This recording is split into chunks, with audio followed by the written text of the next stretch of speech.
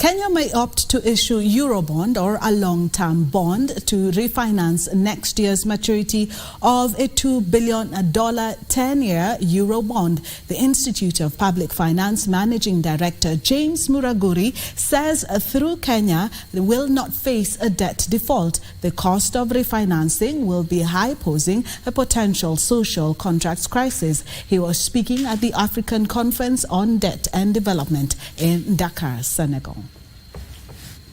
Kenya's $2 billion 10-year Eurobond matures in June 2024. This will likely exert pressure on the economy from a debt redemption standpoint. Speaking at the African Conference on Debt and Development in Dakar, Senegal, the Institute of Public Finance CEO James Muraguri says Kenya will issue a long-term bond to repay the Eurobond.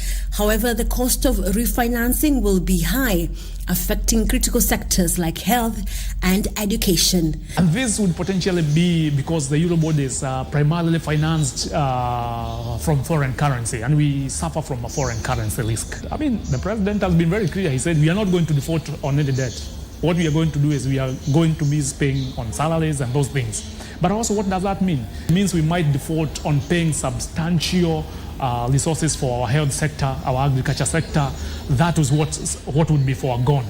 Experts and policymakers are advocating for a standardized debt agreement for the African continent that will be used to provide a uniform consensus for the African governments to improve their capacity to effectively influence the outcome of a grant or loan agreements during negotiations and contractual processes. I don't think it would be an option, because we are also coming from different perspectives and different angles. Remember, in Africa, there are countries that are heavily mineral dependent, for example.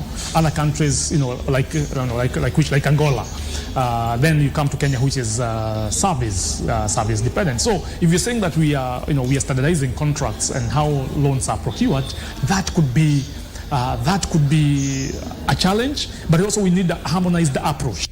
The experts are also advocating for a fair and transparent debt framework that provides timely and effective restructuring, incorporating environmental, human rights, and development concerns. High time for Africa as a continent. We push the conversation on legal reforms, the international financial architecture reforms, so that we can benefit equally across the world. As the African Conference on Debt and Development enters day 2, experts are calling for reforms on loan agreements to protect borrowers, and also for African ministers to speak in one voice as they get the continent out of this debt crisis.